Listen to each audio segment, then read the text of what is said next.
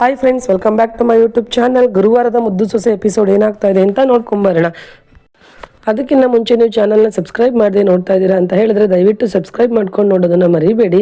ನೀವು ಸಬ್ಸ್ಕ್ರೈಬ್ ಮಾಡೋದ್ರಿಂದ ನಾನು ಹಾಕೋ ಪ್ರತಿಯೊಂದು ವಿಡಿಯೋ ನೋಟಿಫಿಕೇಶನ್ ಕೂಡ ನಿಮಗೆ ಫಸ್ಟ್ ಬರುತ್ತೆ, ನೀವೇ ಫಸ್ಟ್ ನೋಡ್ಬೋದು ಫ್ರೆಂಡ್ಸ್. ಓಕೆ, ತಡ ಮಾಡದೆ ಎಪಿಸೋಡ್ನ ಸ್ಟಾರ್ಟ್ ಮಾಡಿಬಿಡೋಣ. ಇಲ್ಲಿ ವಿದ್ಯಾ ಮತ್ತು ಜೆನಿ ಇಬ್ಬರು ಕೂಡ ಡೀನ್ ಸರ್ ಕರೆದಿದ್ದಾರೆ ಅಂತ ಹೇಳಿ ಡೀನ್ ಸರ್ ಚೇಂಬರ್ಗೆ ಹೋಗಿದ್ದಾರೆ. ಅಲ್ಲಿ ಡೀನ್ ಸರ್ ಹೇಳ್ತಾ ಇದ್ದಾರೆ, ಏನಮ್ಮ ನಿನಗೆ ಡೈವೋರ್ಸ್ ಆಗಿರೋದು ಅವ್ರ ಮಗನ ಜೊತೆನೇನಾ ಅಂತ ಕೇಳ್ತಾರೆ. ಆಗ ವಿದ್ಯಾ ಇದ್ದವಳು ಹೌದು ಸರ್ ಅಂತ ಹೇಳ್ತಾಳೆ. ಆಗ ಜನಿ ಇದ್ದವಳು ಅದು ಸರ್ ಬೇರೆ ಯಾರೂ ಅಲ್ಲ, ಇವ್ರು ಯಜಮಾನ್ರು ಸಚಿವರ ಜೊತೆ ಒಬ್ಬರು ದೊಡ್ಡ ಆರಡೆ ಕಟೌಟ್ ಥರ ಬಂದಿದ್ರಲ್ಲ ಪಂಚೆ ಉಟ್ಕೊಂಡು, ಅವರೇ ಇವರ ಹಸ್ಬೆಂಡು ಅಂತ ಹೇಳ್ತಾರೆ. ಆಗ ಡೀನ್ ಸರು ಹೌದಾ ಸರಿ ಸರಿ ಏನಾದರೂ ಇರಲಿ ಬಿಡಮ್ಮ, ಅದು ಪರ್ಸ್ನಲ್ ಲೈಫು. ಆದರೆ ಸಚಿವರಾಗಿ ಅವ್ರು ಹೇಳಿದ್ದಾರೆ, ಇವತ್ತು ನಿಮ್ಮ ಮಾವ ಆಗಿ ಅಲ್ಲ ಸಚಿವರಾಗಿ ಹೇಳಿದ್ದಾರೆ, ಅತಿ ಹೆಚ್ಚು ಅಂಕ ಗಳಿಸಿರೋರಂಥವ್ರಿಗೆ ಫ್ರೀ ಸೀಟ್ನ ನಾನು ಫುಲ್ ಮೆಡಿಕಲ್ಸ್ ಮುಗಿಯೋ ತನಕ ಕೊಡ್ತೀನಿ ಅಂತ ಹೇಳಿದಾರಲ್ವಾ. ಅದನ್ನು ನೀನು ಉಪಯೋಗ ಪಡಿಸ್ಕೊಳ್ಳಮ್ಮ, ಸದುಪಯೋಗ ಪಡಿಸ್ಕೊ, ನಿನ್ನ ಕೈಲಿ ಹಾಗೆ ಆಗುತ್ತೆ. ಅದು ಈ ವರ್ಷ ಏನೋ ಮುಯ್ಯೂಟ ಮಾಡಿ ಫೀಸ್ ಕಟ್ಟಿದೆ, ಇನ್ನು 4 ವರ್ಷ ಹೆಂಗಮ್ಮ ಕಟ್ತೀಯ, ಅದು ಕಷ್ಟ ಆಗುತ್ತೆ, ನಿನ್ನ ಕೈಲಿ ಆದಷ್ಟು ಪ್ರಯತ್ನ ಮಾಡಿ ಅದನ್ನು ನೀನು ಗಿಟ್ಟಿಸ್ಕೊ ಅಂತ ಹೇಳ್ತಾರೆ. ಆಗ ವಿದ್ಯಾ ಇದ್ದವಳು ನಿಜವಾಗ್ಲೂ ಸರ್ ನನ್ನ ಪ್ರಯತ್ನ ಮೀರಿ ಅದನ್ನು ನನಗೆ ಗಳಿಸ್ಕೊಳ್ಳೋದಕ್ಕೆ ನೋಡ್ತೀನಿ sir, thank you so much sir ಅಂತ ಹೇಳ್ತಾಳೆ. ಆಗ ಡೀನ್ ಸರ್ ಓಕೆ ಅಮ್ಮ ಅದಕ್ಕೇ ಕರೆದಿದ್ದು, ಓಕೆ ಹುಷಾರು ಹೋಗಿ ಓದ್ಕೊಳ್ಳಿ ಅಂತ ಹೇಳಿ ಕಳಿಸ್ತಾರೆ. ವಿದ್ಯಾ ಮತ್ತು ಜನಿ ಅಲ್ಲಿಂದ ಬರ್ತಾರೆ. ಮತ್ತಿಲ್ಲಿ ರಾಕೇಶ್ ಅವ್ರ ಅಮ್ಮಂಗೆ ಹುಷಾರಿಲ್ಲ ಅಂತ ಹಾಸ್ಪಿಟಲ್ ಹತ್ರ ಬಂದು ಅವ್ರ ಅಮ್ಮನ ಹತ್ರ ಮಾತಾಡ್ತಾ ಇದ್ದಾನೆ. ಅಮ್ಮ ನಿನಗೇನೂ ಆಗಲ್ಲ ಅಮ್ಮ, ಡಾಕ್ಟ್ರ್ ಹೇಳಿದ್ದಾರೆ ನಿನಗೇನೂ ಆಗಲ್ಲ, ದೊಡ್ಡ ಆಸ್ಪತ್ರೆಯಲ್ಲಿ ಒಂದು ಆಪ್ರೇಷನ್ ಮಾಡಿಸ್ಬಿಟ್ರೆ ಎಲ್ಲ ಸರಿ ಹೋಗ್ತೀಯ ಅಂತ ಹೇಳಿದ್ದಾರೆ ಅಂತ ಹೇಳ್ತಾ ಇದ್ದಾನೆ.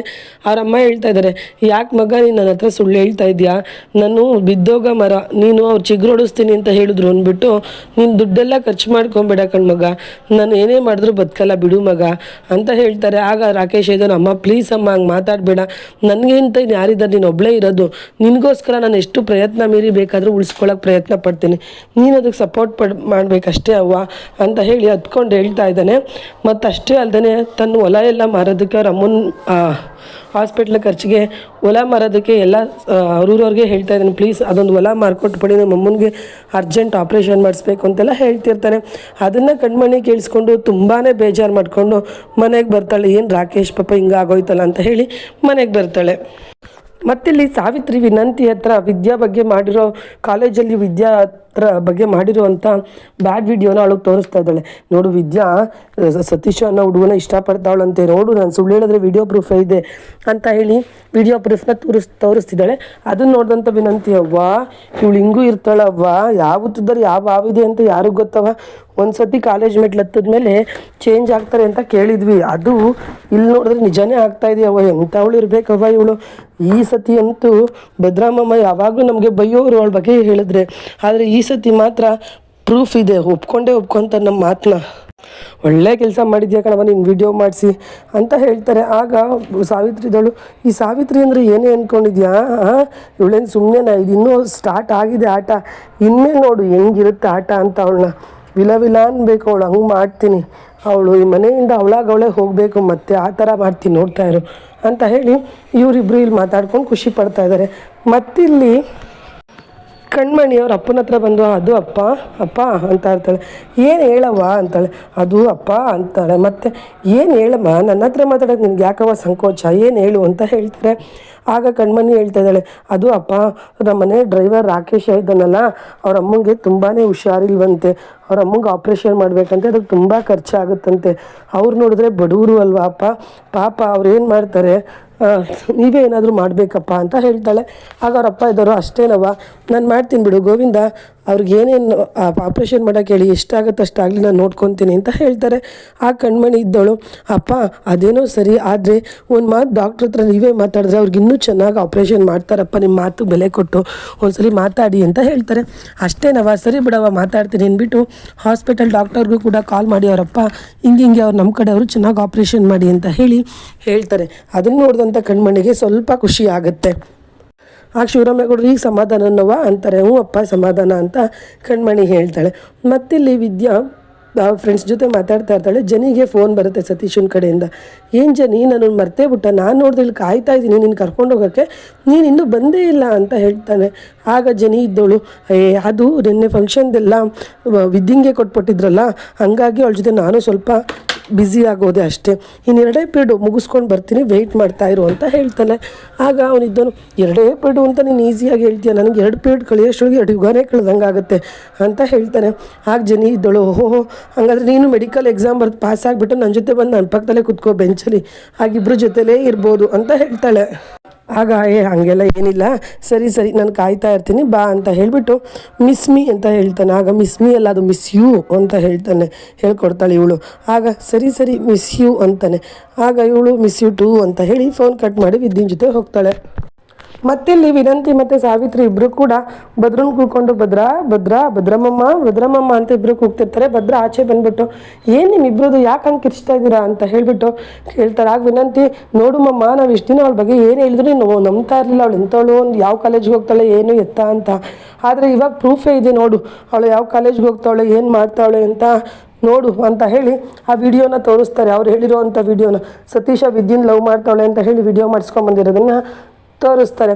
ಅದನ್ನು ನೋಡಿದಂಥ ಭದ್ರ ಸುಮ್ಮನೆ ನಿಂತಿರ್ತಾನೆ. ಆಗ ಸಾವಿತ್ರಿ ಹೇಳ್ತಾವಳೆ, ನೋಡ್ದ್ಯಾ ಭದ್ರ, ನನಗೆ ಆ ವಿಡಿಯೋ ನೋಡಿ ಕಲ್ಲು ಚುರ್ಕಂತು, ಇನ್ನು ನಿನಗೆ ಹೆಂಗಾಗಿರಬೇಕು, ಎಂಥವಳು ನೋಡು ಅವಳು ಅಂತ ಹೇಳ್ತಾಳೆ. ಆಗ ಭದ್ರ ಇದ್ದವನು, ಓಹೋ ಹೌದಾ, ಒಂದು ನಿಮಿಷ ಇರು, ನಾನು ಒಂದು ತೋರಿಸ್ತೀನಿ ನಿನಗೆ ಅಂತ ಹೇಳಿ ಭದ್ರ ಅವನೇ ಸತೀಶನ ಹತ್ರ ಖುದ್ದಾಗಿ ಹೋಗಿ ವಿಡಿಯೋ ಮಾಡ್ಕೊಂಬಂದಿರ್ತಾನೆ. ಆಗ ಸತೀಶ ಏನು ಹೇಳಿರ್ತಾನೆ ಅಂದರೆ, ಆ ವಿಡಿಯೋದಲ್ಲಿ ನಾನು ಚಿಕ್ಕ ವಯಸ್ಸಿನಲ್ಲಿ ವಿದ್ಯುನ್ನೇ ಇಷ್ಟಪಡ್ತಾ ಇದ್ದೆ ನಿಜ, ಅವಳು ತೋರಿಸೋ ಕಾಳಜಿಯಿಂದ. ಆದರೆ ಈಗ ಅವಳು ನನಗೆ ಅಣ್ಣನ ಸ್ಥಾನ ಕೊಟ್ಟಿದ್ದಾಳೆ, ಈಗಲೂ ನಾನು ಅವಳನ್ನು ಪ್ರೀತಿಸ್ತಿದ್ದೀನಿ, ಆದರೆ ಅಣ್ಣನಾಗಿ ಪ್ರೀತಿಸ್ತಾ ಇದ್ದೀನಿ ಅಷ್ಟೇ.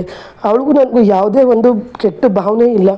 ನಾನು ಲವ್ ಮಾಡ್ತಾ ಇರೋದು ವಿದ್ಯಾ ಫ್ರೆಂಡು ಜೆನಿಫರ್ನ, ಇಬ್ಬರು ಕೂಡ ಲವ್ ಮಾಡ್ತಾ ಇದ್ವಿ, ಇಬ್ಬರು ಮದುವೆ ಆಗಬೇಕು ಅಂತಲೂ ತೀರ್ಮಾನ ಮಾಡಿದ್ದೀವಿ ಅಂತ ಆ ವಿಡಿಯೋದಲ್ಲಿ ಹೇಳಿರ್ತಾನೆ ಸತೀಶ.